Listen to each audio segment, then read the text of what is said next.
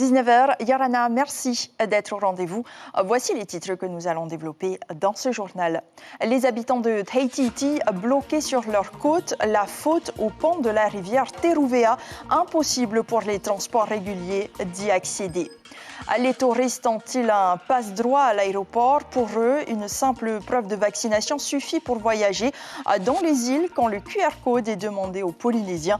Même si Air Tahiti tolère encore leur carnet de vaccination, la compagnie ne sera pas indulgente éternellement. On en parle avec son directeur Manate Vaivish. Il est l'invité de ce journal. Ils sont jeunes et ils ont du talent. Keoni Terorotua et Julian Choulouche sont des combattants de MMA. Ils s'envolent ce soir direction Abu Dhabi pour disputer les championnats du monde amateur. Et puis ce reportage à découvrir à la fin de ce journal pourra peut-être vous réconcilier avec un plat culinaire du pays. Le fafarou, c'est bel et bien sa préparation qui fait toute la différence, nous dira Hereani dans notre Aïe finnois. Un pont effondré et les habitants de Tautira se retrouvent quasiment coupés du reste de l'île. Les véhicules dépassant 3,5 tonnes ne peuvent pas circuler sur le pont. Un problème majeur pour la population dépendante des bus réguliers, mais aussi pour le transport scolaire, puisque vous le voyez ce matin à Pu'u, c'était le système D pour traverser. Le reportage de Caroline Fari et Patrick Singh. C'est la course pour être à l'heure à l'école ce matin. Il faut s'organiser, les bus trop lourds ne traversent plus le pont. Le seul moyen, que nous, on ne peut pas, c'est de traverser avec les élèves qui habitent de l'autre côté. Alors nous, on conseille aux parents de faire de leur mieux aussi d'envoyer à l'école. S'il faut les ramener au pont et de les récupérer ici au pont, c'est encore beaucoup mieux. C'est ce que font les familles de Tautira, obligées de passer le pont à pied. Encore faut-il pouvoir se rendre sur place. Nous avons l'habitude de prendre le bus à la marina de Pu'u. Et aujourd'hui, j'ai eu la nouvelle comme quoi il fallait que je vienne ici pour prendre le bus. Espérons que l'état du pont s'améliorera. On ne peut pas traverser le bus. Hein? Ouais, comment vous faites alors? On emmène à pied, on n'est pas loin de l'école. Depuis l'effondrement du pont vendredi soir, Tautira et une partie de Pu'u ne sont plus desservis. Un casse-tête pour les scolaires, mais aussi pour les usagers des lignes régulières. Les familles s'organisent autrement aujourd'hui. Ceux qui ont des voitures déposent leurs enfants et récupèrent le soir dans les établissements scolaires. Par contre, le problème se pose ceux qui n'ont pas de voiture.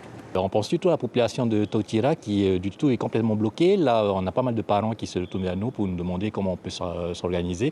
Aujourd'hui, on n'a pas forcément de solution parce que le pont est interdit à la circulation de tous les poids lourds. C'est maximum 3,5 tonnes qu'il peut accepter et un bus même à vide, il est déjà à 10-11 tonnes. Une trentaine de bus desservent la zone de Tautira. Les chauffeurs sont eux aussi pénalisés avec des manœuvres qui s'avèrent parfois compliquées. J'ai de faire marche arrière juste avant le pont, au moins 200-300 mètres, pour faire demi-tour. Parce qu'il n'y a pas d'endroit pour faire demi-tour. Pas pratique. C'est pas pratique, il fait nuit, quoi. Ce matin, il n'y avait pas de lampadaire. Il y a urgence à trouver une solution. L'éventualité d'une navette entre la marina et le pont de Pu'u est à l'étude. Un pont provisoire sera bientôt construit et sera opérationnel dans 3 semaines si toutes les conditions sont réunies. Le pass sanitaire pose toujours problème dans le secteur aérien, depuis le 15 janvier notamment, car depuis cette date, le QR code est désactivé pour ceux qui n'ont pas réalisé leur 3e dose dans les temps. Les règles évoluent sans cesse et les Polynésiens sont perdus. Pour les accompagner ou les rassurer, les agents d'Air Tahiti font toujours preuve de tolérance. Sibel Plichard, Jérôme Lee. Moi, il me faut le passeport et votre QR code. Okay. Et le QR code, c'est quoi le QR code? Votre passe sanitaire. Votre passe sanitaire avec son QR code est-il à jour? Une question cruciale avant de monter dans un avion pour les îles. Car lorsqu'il faut réaliser dans l'urgence un test antigénique, pas sûr que l'antenne de l'Institut Louis Malardé soit ouverte, ni même la pharmacie du coin. Les agents d'Air Tahiti constatent quotidiennement la détresse des passagers. Ils ont un peu laissé aussi à l'abandon, tout seuls, à se débrouiller avec le QR code, surtout les gens des îles. ils ne comprennent pas, mais nous, on est là, on applique ce que le pays nous demande d'appliquer. C'est dommage qu'il n'y a pas une cellule ou un guichet, ils peuvent se diriger pour, je ne sais pas, voir qu'est-ce qui n'a pas fonctionné dans le pass sanitaire. Si le schéma vaccinal il est complet, on va quand même être tolérant et puis laisser passer le passager. Par contre, si ça ne l'est pas, on va le rediriger vers le centre de dépistage pour faire un test antigénique. Souvent, les passagers ne savent pas qu'il faut attendre une semaine après l'injection de la 3e dose pour que leur passe soit à jour. Et quand il s'agit de rares vols pour les Tuamotu de l'Est ou pour les Gambiers, les conséquences peuvent être lourdes financièrement. Pour Georgina, qui rentre à Maupiti, la question ne se pose pas, son QR code est toujours valide. Quand je rentre à Maupiti, je vais à l'infirmerie pour me faire vacciner. Pour ta 3e dose? Voilà, pour la 3e dose. On m'oblige à le faire pour le prochain. Pour les touristes étrangers, comme ce couple d'Américains en partance vers Rangiroa, c'est un peu deux poids deux mesures. Une simple carte de vaccination suffit. Pour cet avion, il n'y a rien à fournir du moment que tout a été fait, que vous êtes entièrement vacciné. On a tout eu, les vaccins et les rappels. Effectuer sa dose de rappel, maximum 4 mois après la 2e dose, et vérifier la validité de son QR code sur la plateforme Tatou de la CPS, le pass sanitaire impose déjà bien des contraintes avant l'instauration du pass vaccinal. Oui, le pass vaccinal qui n'est pas encore à l'ordre du jour en Polynésie. Manate Vaivishirana. Bonsoir. Merci d'être sur la première. Nous l'avons vu dans ce reportage. Il y a comme qui dirait un traitement de faveur entre les touristes et les Polynésiens. Est-ce que c'est une consigne du pays ? Non, absolument pas. Le pays souhaite simplement que les passagers qui partent dans les îles aient un schéma vaccinal complet et qu'ils ne contaminent personne dans les îles. Donc, au niveau de l'aéroport, il n'y a absolument pas de différence de traitement. Il y a cependant des touristes d'un côté qui arrivent de l'international, qui sont parfaitement au courant de la façon de procéder, qui subissent déjà un premier contrôle à l'arrivée de l'international et qui donc passent plus facilement cette épreuve de l'enregistrement au niveau du réseau local. Oui, mais ces visiteurs, on l'a vu aussi, n'avaient pas de QR code, par exemple. Est-ce qu'à un moment donné, il faudra leur exiger? Ça deviendra aussi la règle plus tard. Le QR code, effectivement, dans les pays où ce QR code est admis, où il y a une pratique bien instaurée sur l'utilisation de ce QR code, effectivement, ce QR code s'appliquera. Je pense que les autorités du pays et l'État veilleront à ce que, effectivement, ces pays, enfin les touristes en provenance de ces pays, présentent un QR code aussi. Alors, je le disais, vous êtes encore assez tolérant dans l'application de ces règles avec les Polynésiens, mais cela ne durera pas éternellement. Cela fait déjà quelques mois que ces règles sont en place. Quel bilan faites-vous aujourd'hui? Le bilan, c'est que, d'abord, sur le plan de l'exploitation, nous sommes parfaitement aujourd'hui rodés à cette situation. D'ailleurs, notre rôle ne se limite qu'à contrôler la conformité du statut du passager qui veut voyager par rapport aux règles définies par le pays. Cependant, au niveau commercial, c'est vrai que le QR code a découragé plus d'un passager.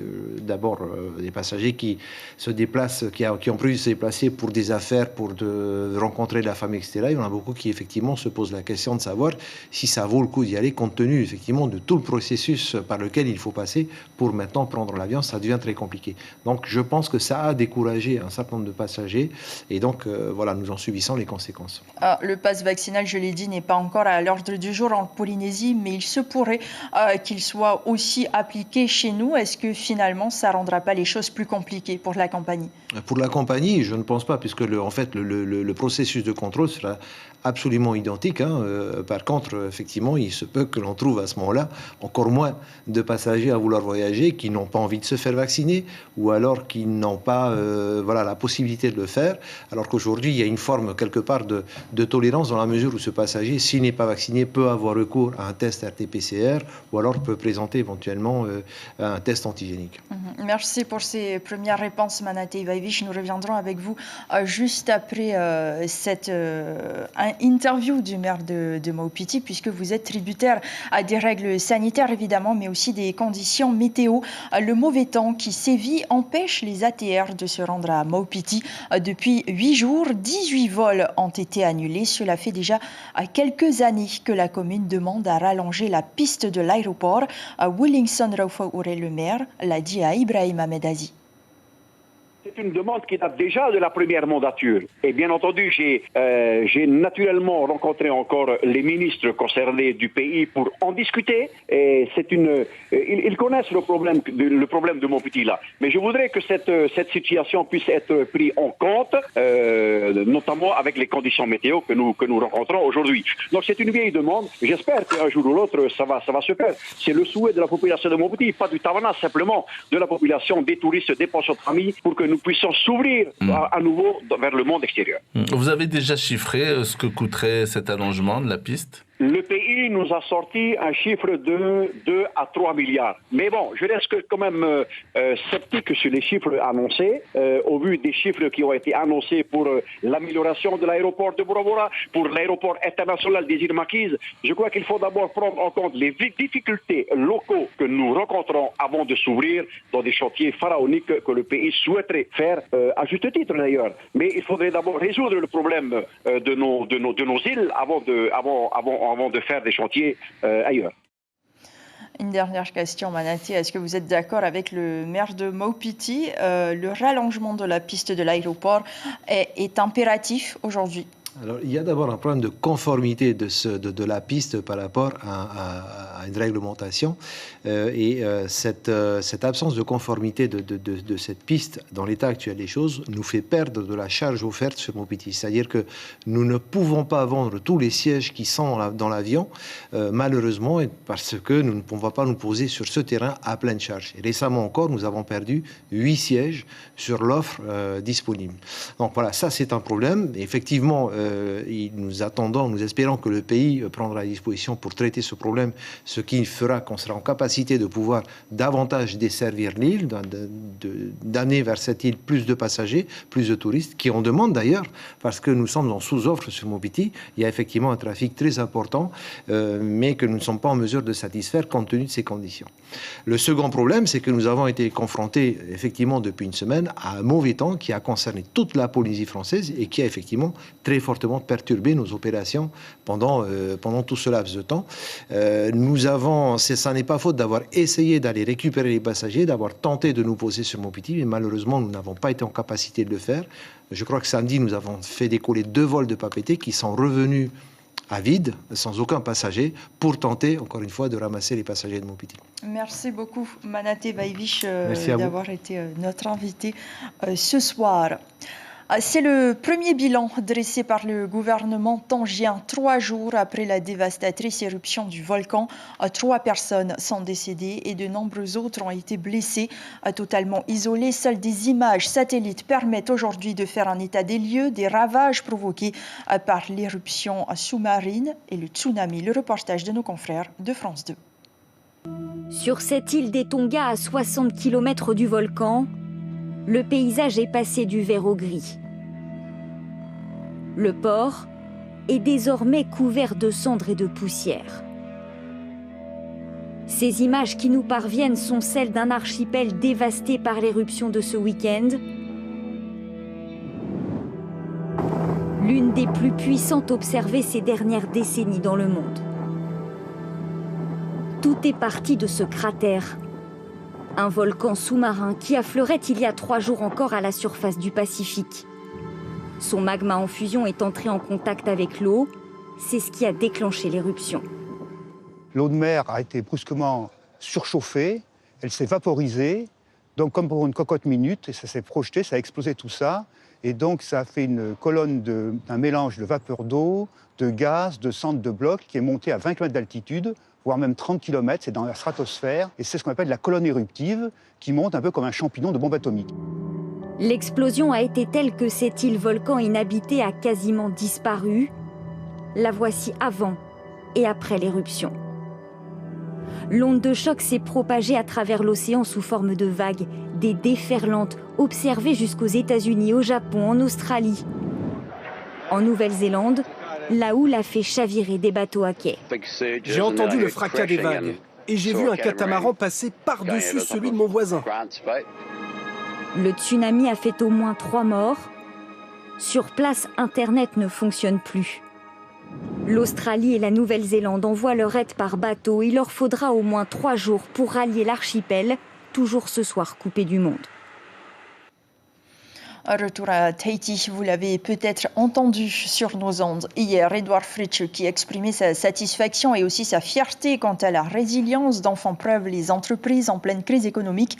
Elles ont tenu le cap, a-t-il dit. Même constat pour le MEDEF. Son président était notre invité café ce matin. On l'écoute. Conserver les collaborateurs, ça signifie garder la capacité des entreprises à survivre, parce qu'une entreprise sans salariés, elle ne fonctionne pas, et encore moins, elle se développe. Donc oui, nous sommes complètement en phase avec le président. Les efforts qui ont été faits, alors il faut le rappeler par le pays comme par l'État, pour soutenir les entreprises pendant cette période ont été cruciales. Mais il n'y a pas que les efforts financiers, il y a aussi le fait que le président a eu le courage, en temps et en heure, de maintenir les frontières ouvertes, il faut le rappeler quand même. C'était quand même essentiel. On voit que les pays qui aujourd'hui sont restés fermés, les difficultés qu'ils ont à rouvrir. Donc oui, on est bien en phase sur ce point-là avec le président. 3 ans de prison avec sursis pour l'arnaqueuse des voyages. Surnommée Mamanini, elle vendait des séjours vers les États-Unis sans les honorer et sans autorisation légale. Une arnaque qui lui a rapporté plus de 66 millions de francs pacifiques entre 2014 et 2016. À la barre du tribunal, elle a légèrement reconnu les faits en rejetant la faute sur sa mémoire défaillante et son incompréhension quant aux questions qui lui étaient posées. Plus de 80 personnes ont été victimes de la quinquagénaire. L'une d'entre elles répond à Gilles Tautou et Patita Savia. Je suis responsable d'un groupe de 20 personnes. Le voyage qui n'a pas été fait au mois de novembre 2017. Et aujourd'hui, il y a eu le tribunal. Mais ce n'est pas fini, il faut revenir à 15h. Donc on a été voir notre avocat. Et c'est lui qui va s'en charger, comme on vient de la presqu'île. Mais nous, on demande vraiment à ce qu'on soit remboursé. Oui, ton groupe, vous avez engagé combien On va dire, en gros, en globalité, 1,4 million. Chacun? Ah non, c'est sur on va dire, par personne. Sinon, en couple, 150 000 par couple. Le tribunal a par ailleurs accordé une indemnisation à une 50aine de victimes.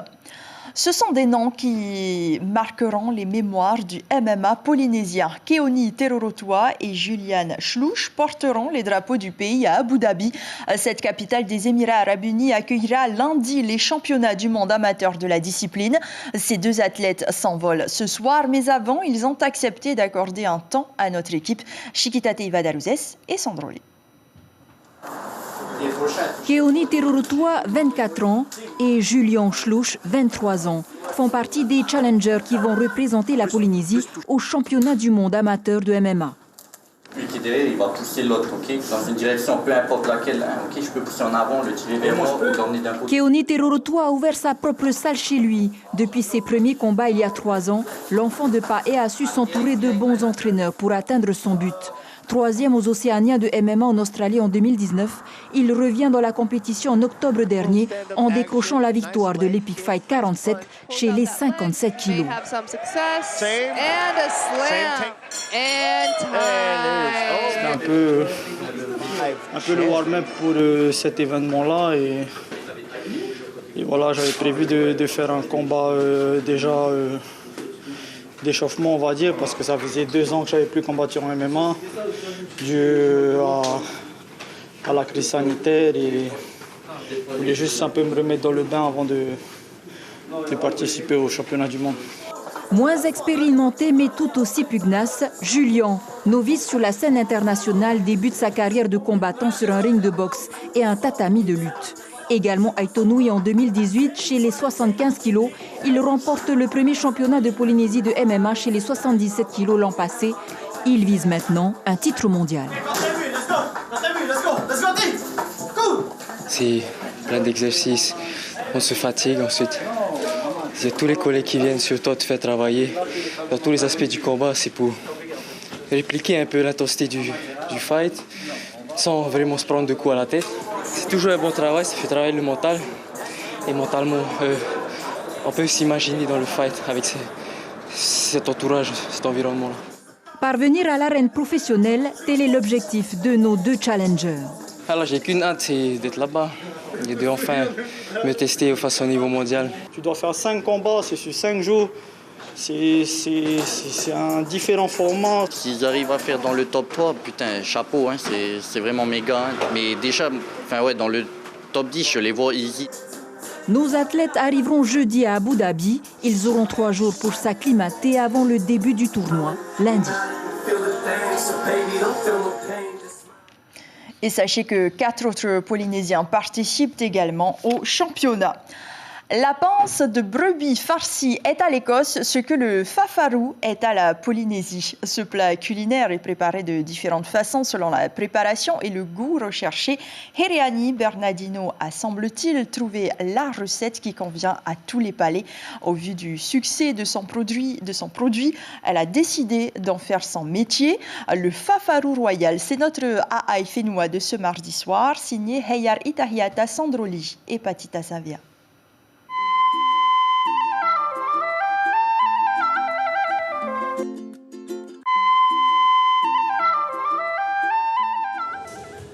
C'est dans cette salle que Heriani prépare son fameux Royal Fafaru, une chambre blanche où la propreté et la température sont contrôlées. C'est pendant le confinement que Heriani a eu l'idée du Royal Fafaru. Elle utilise différentes sortes de poissons comme le houmé, le perroquet, le napoléon ou le bec de canne.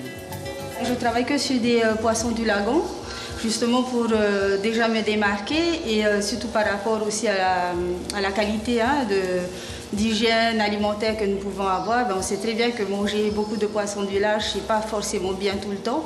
Et comme ça fait partie de la culture des Polynésiens d'avoir son fafaru chaque semaine, j'ai voulu le faire avec du poisson lagonais. Pour l'aider à préparer ses commandes, Heriani a embauché 2 personnes. Le mercredi, c'est la journée du fafaru à base de crevettes, 20 kilos en provenance de Te Ahupo. J'aime bien ce que je fais et de toute manière, il n'y a pas d'autre travail. Je suis heureuse. L'odeur ne me dérange pas, j'ai l'habitude. La volonté de l'entreprise est de satisfaire toutes les envies des amateurs de fafaru. Poissons, crevettes, un peu des deux, le client est roi. L'eau de mer fermentée est aussi parfumée pour une odeur plus douce et un goût plus savoureux. J'ai un peu revisité le fafaru, vous allez me dire, parce que j'utilise beaucoup de plantes aromatiques. Du gingembre, du piment poivron, du persil et de l'oignon vert. Et l'autre particularité également, c'est que je travaille avec de l'eau de mer qui passe aux ultraviolets.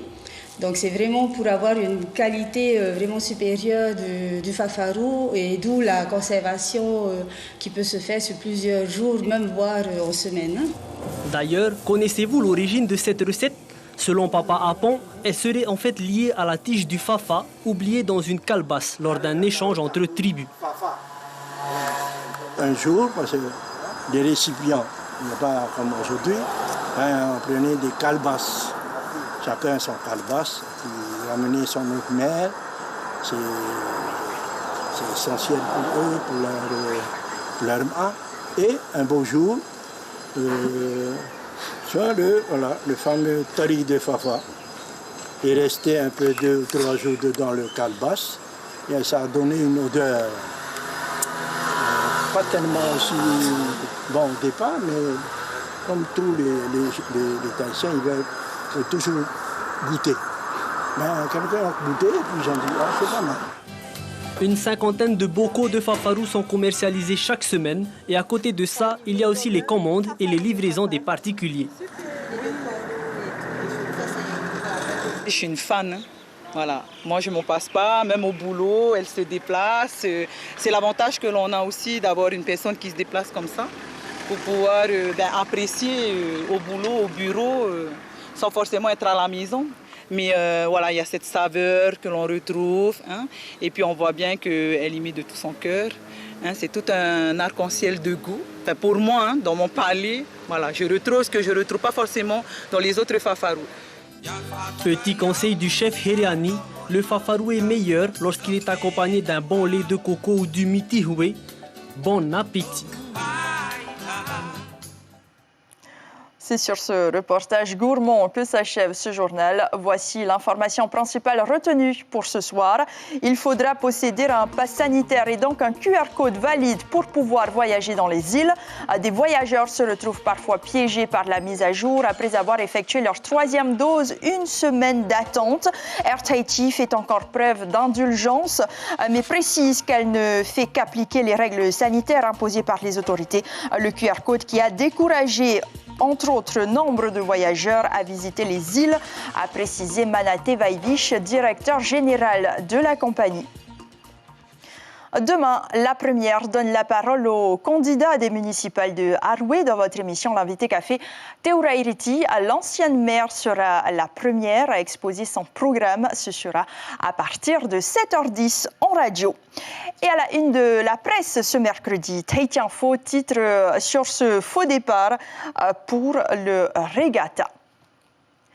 Votre antenne vous propose ce soir 2 épisodes de la série américaine SWAT avant de vous faire découvrir le Midi toulousain avec des racines et des ailes. Merci de rester fidèle à votre chaîne publique. Très belle nuit et à demain. La première rend hommage ce soir à Fenuakura Buyar, un soliste ukulélé hors norme. Il est décédé aujourd'hui à Arutua à seulement 31 ans. Très belle nuit et à demain.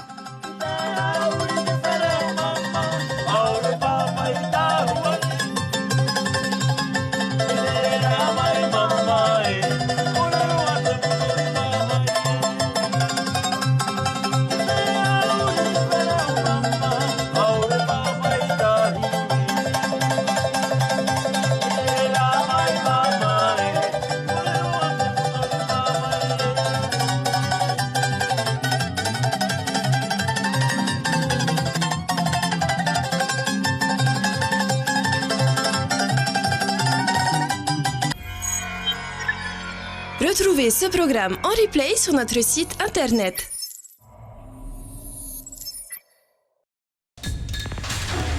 L'information en continu sur Polynésie la première, internet et réseaux sociaux.